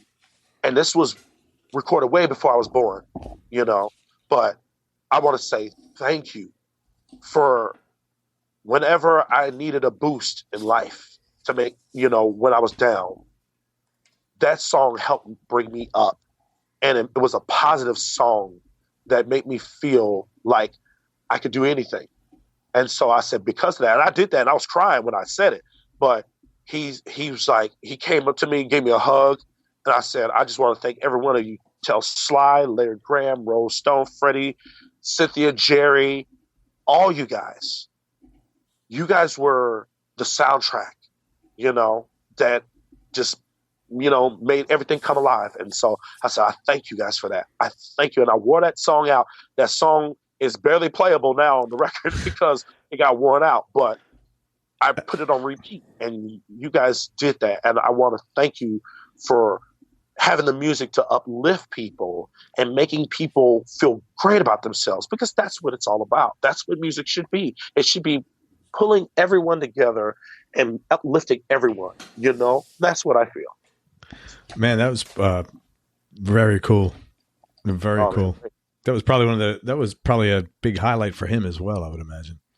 Oh man, I mean, and I did run into him once again with his group, Family Stone, where they were doing a tour where they were playing all their songs, and he saw me in the crowd. He came right up to me. He's like, "I remember you, kid," you know, and you know, he talked and everything, and I'm friends with him on Facebook. So yeah, you know, he's cool, really, man. You know. But I was like, man, you guys, you know, and I had the same conversation with Mavis Staples too when I saw her in Finland. So you know, I was just like, and that was a crying moment. You know? When was that? How long ago was that? That was like not probably recent, right? Yeah. So I thought. Yeah, we did our European tour. Do you know her guitar player, Rick Holmstrom? I met him that day. Yeah, he's a good guy. Yeah, we met them. Because Delvon Lamarr Organ Trio, we were our they call it, our trailer was right next to hers. Okay, cool. And so it's like, oh, Mavis is here. I said, and so I saw her walk in, and I was like, oh man. And then they said, well, she's about to go on the show, and I was like, this is now or never. And I'm shy, like of course I'm starstruck, and I'm like, I don't know what to say. And so I saw her, and I was like, Miss Staples, yeah. And I was like, I was like a little kid, like I was like, Miss Staples, I play in a band called Delvon Lamarr Organ Trio. We just opened up the show, and and I couldn't get the words out, and I was sitting there. I was like, "You were the soundtrack to my growing up," and hearing that, and I started to bawl, like I started to cry. I couldn't contain it, and I was just crying, and I was like, Miss Staples, I love your music, and I was trying to hold back the tears, but I couldn't, and so she's like, "Oh," she's like, I said, "Can I get a hug?" She's like, "Yeah, come here, baby, come here." And I said, "I'm so sorry, I didn't mean to cry," and blah blah. And she's like, "It's okay." And so she wiped the tears from my eyes, right? That's and pretty cool. And she starts singing, "Don't You Cry." She starts singing that to me, and I said, "If you sing anymore, I'm gonna start crying even more." So I'm trying not to, right? And I'm trying not to cry, and she's just like, "Oh, baby," she's like, "It's okay. You know what? You won't be the first." But I said, "Thank you, Miss Staples. You are very special." She's just as great in person too, and she was so sweet. And we gave her a signed autograph record, and she gave us a signed autograph shirt. Oh, that's really cool, man. And she's like, "Jimmy James." She's like, "I'm gonna have to hear you, Jimmy James." I said, "I'll play for you for free." Like I was like, because and I told her about her album and the Respect Yourself album of the Staple Singers, and growing up hearing songs like Respect Yourself and hearing those lyrics and how much they meant, or I'll Take You There and Come Go With Me and songs like that. And it was just like, yeah, I was like, Mavis, you're hearing you was just like hearing Al Green's Let's Stay Together, Her Love and Happiness, or I'm so tired of being alone and stuff like that. So yeah, very cool, man. Yeah. Very cool. Hey, man, I'm going to ask you two more questions. You've been super generous with your time, Jimmy, and I really appreciate it. No problem at all. What are you looking forward to in the future, both musically and personally? I just want to be able to take care of my mother's house, and just be comfortable, nothing too outrageous. I've never been a person who's spoiled and wanted anything, even though not having much, but I never want much of anything. I'm happy with just having a roof over, food to eat, the basic necessities, and then, having a stereo that I can play records on and listen to music and sing around the house, because I won't sing in person. Like, there's videos out. Hope nobody ever finds them. But, just the basic necessities. I'm not a person who was like, "Oh, I need all this." There's sometimes I'm like, "Oh, I'd like to have it, but is it worth it? Do I need it? Is it worth it?" But like, I have an old stereo I bought for $20 long time ago from the 70s that has so much dust in it, but it still works. Old radio and speakers, and if I could go out, like, I like to go out, like, once I can get strings and I can go get records and some groceries, I'm good. Like, I'm not, even if I had millions of dollars, and I know that sounds crazy that, if you had millions of dollars, wouldn't you go? I wouldn't go buy no yacht. Like, if I had that money, I'd help somebody, help some people, like, that's always been the case. It's like, as my mom said, pay it forward, help if you can, not help somebody with it. But other than that, I'd rather be just comfortable doing my thing, listen to music, and just, because in a way, I'm pretty much a loner. I've always been that way, but I'm always listening to records. I got my Spotify on. I'm listening to the playlist. I got a soul, what they call Jimmy James Funky Soul Radio playlist. I have that on Spotify. Yeah, and it's got like probably over 5,000 songs of soul songs. Smoke. And I just put that on, and I'm always listening to stuff, because I'm always listening to, I love listening to studio bands and all that stuff, listening to studio bands, instrumentals, anything, that tickles my fancy, is the thing, and so I'm not really a person who's like, God, I want to have a yacht and a mansion. I wouldn't want no mansion. I would want to clean that up, like I'm where I'm at, and I rather stay that way, it's like, every once in a while, okay, I might treat myself to a, I don't know. New guitar? Maybe, but you know what? I'll be honest, I don't really own too many guitars. Like, I own a bass, a Jazzmaster, a Strat, and a silver tone, and a little constructed electric sitar. That's it. Oh, that's But nothing very much. reasonable. That's really Yeah. like Like I'm not minimalist. right. And I mean, it's just like, and I don't really go out there, it's like guitars, it's hard for me to go out because I feel like having too many guitars feels like it's cheating, and like Yeah. I have too many. That's wrong with it, just for me, just my opinion, like, everybody else has their different things for it. Yeah, I But gotcha. I'm not a person who needs a lot. Like I really don't. It's just like, it's always been minimal anyway. I grew up that way. So it's kind of like, like if I want to treat myself, a treat would be, I don't know, Haagen-Dazs chocolate chip cookie dough ice cream, or something, or getting a red velvet cupcake, like Yeah. that's me treating myself, but other than that, I'm not big on it. Like I'm just not, I don't want a lot of things. I don't need the biggest things in life. I'm just happy with what I got. As long as I got the basics, hey, I'm happy with that, and if I can go and get more, cool, but I'm not going to go indulge in it too much, like I just don't, Totally get it, man. Yeah. And dude, the last question. I'd be curious, what's the best advice you've ever been given, and who gave it to you? Best advice always came from my elders, always came from my elders. My mom, of course, to start, was always dig deeper. And if you want something, work for it, but never, even if somebody does you wrong, don't do it back, because you be the bigger person, because they'll learn, eventually. You be successful. She always says, just push harder. I know somebody hurt you, but push harder, push through it. You'll be better, because you being the bigger person, that's what shows. And she's like, and that's what she said to me, and always, she always told me, push and work for your keep. That's what it is. My elders always have told me, I don't want to sound like I'm cussing, but a hard head makes a soft ass. Um, you know, uh, give if you give open handedly, give open handedly. Don't give with a closed fist, because if you do, you expected something.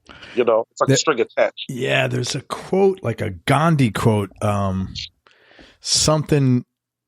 If you shake hands with a clenched fist, something like that, basically says, "Hey, man, do this genuinely or not at all, because it's a waste. Right. You're going to suffer from it, not the other guy."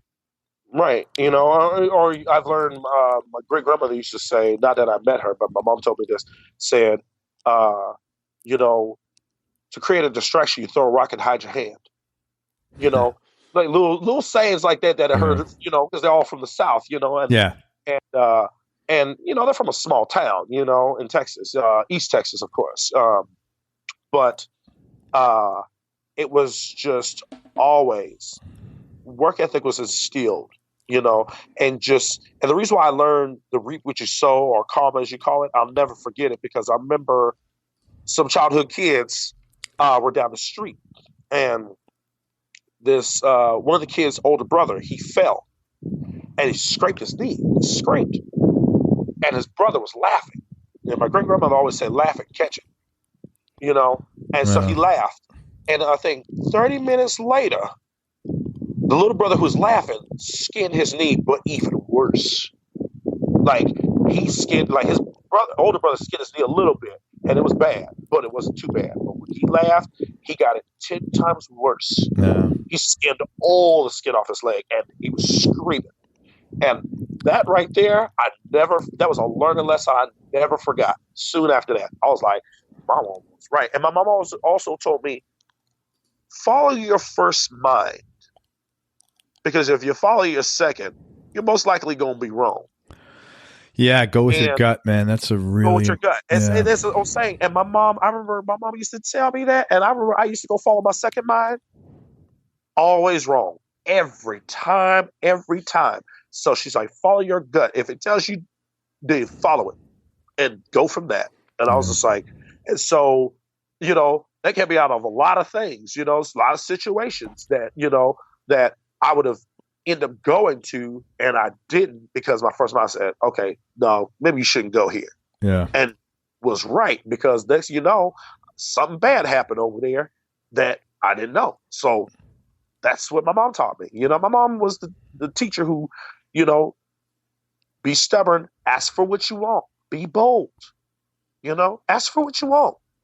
And don't knock yourself. You know, if you say you ain't going to do it, then you're never going to do it. But if you say you're going to do it and you believe that you're going to do it, it will happen. And I used to say that to myself a long time ago. I remember there was a big symphonic hall. I said, man, I'll probably never play in a place like this. And I kept saying that to myself. And I never did. But then when I said to myself, you know what? I'm following what Ramon says. Go out there and say you will. And so I kept saying to myself, I will play there someday. A month later, I ended up playing at that symphony hall. That's cool. I interviewed several guys who had, you know, some big dreams about places where they wanted to play in, and they wound up playing there. So it's a nice thing, man. Glad you got to do that. Yeah, I got to play like places in Europe I never played. I got to play in London, you know, like, you know, because the last time I tried to go to London, the customs people gave me a hard time because they said they had it was a Heathrow Airport, as I remember, and I got really they had said that I had been there, and so they got the wrong guy, and so I was allowed to enter in there. So, but this time I got to go to London this time, so I got to experience it. You know, almost got hit by a car though, but because I wasn't looking the right way of the traffic, is like, so you still are traffic, and I was like, oh, the cars are going this way. Oh shoot, oh. You know, so I learned my lesson on that. But, yeah, the cars they travel in the opposite direction. It takes a bit of getting used to. Oh yeah, and I tried that English tea, so I was like, I'm a tea drinker too. So I was like, there you go. So I was really happy about that. So yeah. Well, man, first of all, thank you so much for your time and for being so straight and for sharing all your stories, man. Your mom and you are both warriors, man, and I really appreciate that. And I'm really stoked about seeing where your career goes, because you are super hot up and coming guy, and you got a lot of soul, a lot of funk in your music, man. And I really enjoy listening to you. No, thank you. Yeah. I really enjoy it. And I take it as it comes, and I'm just, you know, I just take it as what it is, and you know, and what it can be, and I don't take it for granted. I don't take it for granted at all. You know, like I take it for everything that it's worth. And just always working towards it, you know, and always working for it and stuff like that, you know, and that's what I believe, you know. So yeah. Well, keep doing what you're doing, man. And it looks like let me tell people where to find you. First of all, it's Jimmy James with Delvon Lamarr Organ Trio, and you can find that at dlo3music.com. And it looks like you're going to. Well, so this will drop in September, so it looks like you're playing the Monterey Jazz Festival. That's pretty cool. Yeah. Yes. That's really cool. And then some couple of shows in Seattle, your hometown, and you're headed out to France. Yep, in October. Yeah. That's great. Have you ever been to France before? Yeah, we played there. We played in Paris on this first European trip. So we're going back to the same venue, and I think we're supposed to be doing 3 nights there, so there'll be a combination of 6 shows. That's awesome. Yeah. And then Black Mountain, North Carolina. Any plans to come down here to Florida? I hope so. We're really like we're just stretching out. So we're just, you know, like we've been asking, are we coming to Mississippi or Florida or Alabama or Texas, and you know, and then, you know, all across the board. And we're just like, man, we're just, you know, even Australia and South America and places like that. And so we're just, you know, as long as they have us and they want to have us down there, I'm willing to go wherever, you know, because I'm always willing to see different places that I've never been and meet people I've never met, you know, and stuff like that, or people I've never met on social media that, you know, I'm friends with, but I haven't met them in person, but would love to. So, yeah, I mean, anywhere they would have us and they would allow us to play, I'm always down and I can dig it, you know, so, yeah. Awesome. Also, check out Jimmy James on Instagram. It's Jimmy Scratch James. and also his other band, which we didn't talk about, the True Loves Band. That is, do you want to talk about that for a few minutes? That's like an 8-piece band with a horn section. Yeah, why don't you talk about that for a minute? It's a great band. Yeah, that's a 8-piece with the horns. If I'm counting right, I think we're 8 pieces. Yeah, we have it's just guitar, drums, bass, percussion, and 4 horns, 2 trombones, 1 baritone, 1 tenor sax,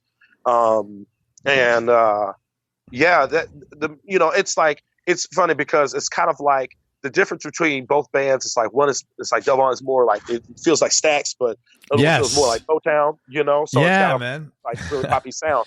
And so when you got a lot of horns, the difference is like Delvon directs, Delvon Lamarr Organ Trio. And so for me with True Loves, I'm mostly like not only the guitarist, but MC and band leader. So that's awesome. I have to be able to direct 8 people, direct 8 people and play guitar at the same time, and just make sure everything is tight and, everything is hitting, where it's supposed to be, and making sure that everybody knows what the song is and what's coming up next and stuff. Because I watch band leaders like from everybody from like Gabe Roth of the Dap Kings, watching him, or watching MCs like the one who worked with James Brown. Why am I forgetting his name? But watching that, and so you learn those band leads, you learn how to do that. And I wasn't, to be quite honest, I wasn't going to be a band leader. I didn't want to be a band leader. I wanted to be the guy. Hard to believe, but I wanted to be the guy who sat in the back and just played. I didn't want to be up front at all. Didn't like it. Didn't want to be part of it. But of course, they chose. It's like, well, the song so well, you're going to be the band leader because you know how to direct. You know how to make the band stop, do this, go, And you watch James Brown, and James Brown had the band locked down tight, And so it's like always trying to add up to that. But yeah, that the band came out with their album, Famous Last Words. Is the album, which is actually just released on vinyl, limited edition vinyl. So there's that. And then, of course, Delvon Lamarr Organ Trio. We have a 45. We have the Close with a Little Cigar first album, and we have the Live at KXP album that were released. They're going to hard to find the KXP one.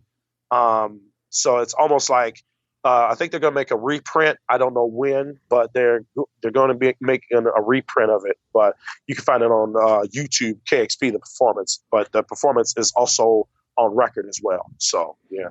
That's awesome. You guys remind me of the Budos band when I first heard you, True Loves.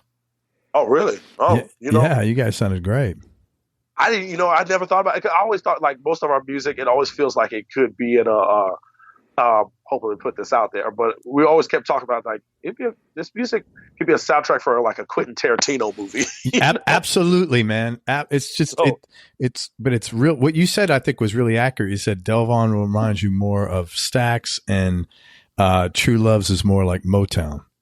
Yeah, it's like we have like really like the songs have these really, has like the really dancey, makes your shoulders roll up and down type of thing, and stuff like that, and so, and I love both groups because they have their individual thing, how each operates, but it's always good, it's always, it's always fun, and you get a kick out of it, and it's just like, we got horns and it's a lot, but it's a lot of people to work with, but at the same time, it's really rewarding at the same time too. So, well, man, I'm excited for all the stuff you have going on, and I'd love to have you back here in a few years and see what Jimmy James 2.0, what's happening then. Yeah, and if anybody wants to find us again, they can find us. We also have our Facebook pages too. I have mine, and I also have. If you find me on Facebook, I'm up there somewhere. They'll see it somewhere on Facebook. We have our own Delvon Lamarr Organ Trio page on Facebook, and True Loves also. True Loves as Facebook. well. Yeah. If they like to hear, they can find it, and stuff like that. Because True Loves also got signed with Coal Mine, I believe. I think so. I'm not entirely sure. Same band that DLO is on, right? Same label. Mm-hmm. Yeah, that's great, man. That's awesome. Duran Jones, all them guys, Surefire Ensemble. The Dip, all these people. So yeah, it's just like one big, family of a stable of acts, and so, and Oregon is on there too. A lot of others, Jive Turkey and all them. I can name a whole bunch of them, but yeah, they're all on there, and it's like, find us on our Facebook pages. I have my own personal. I don't have a Facebook page. I have just a profile, personal page, but I'm always like talking to people. So I'm always like, I'm always willing to talk to anybody, just about music and all that stuff. So I'm always doing that. Awesome. And I hope that you come get down here to Florida sometime, because I'd certainly love to see you play, man. You really dig your playing. Most likely the home of Ray Charles is from Florida, I believe, isn't he? I think he's from Jacksonville, northern Florida, or else central Florida. Maybe north of Orlando. And Charles Bradley's from Gainesville, Florida, too. Yes. Yeah. So, all right, brother. Hey, listen, man, thank you very much. I genuinely appreciate your time, and really, thanks for being so transparent and sharing about all your cool stuff. No problem at all. And not so cool stuff. That was always tough to talk about, man. That's life. It is, man. Hey, everybody, thank you so much for listening. I hope you enjoyed this interview as much as I did. Thanks again to Jimmy James for spending time with us. Please go out and listen. If you like any kind of Motown, funk, or stack stuff, please check out Delvon Lamarr Organ Trio and True Loves. They're both really good bands, and you're going to love them if you like the groove. Check out Jimmy James online and support all of them, and come check them out on tour, support the music, and make sure you go to everyonelovesguitar.com, sign up to get on our newsletter list right now. And most important, remember that happiness is a choice, so choose wisely. Be nice, go play your guitar, and have fun. Till next time, peace and love, everybody. I'm out. We hope you enjoyed this show. If you did, subscribe to the Everyone Loves Guitar podcast, and you can do this online at everyonelovesguitar.com or on iTunes. And if you like the show, please leave us a 5-star positive review. The more 5-star reviews we get, the higher our show ranks, and higher rankings mean we get to continue speaking with cool, interesting guests on our show. We'll see you on the next episode, and until then, keep playing your guitar and have fun making music.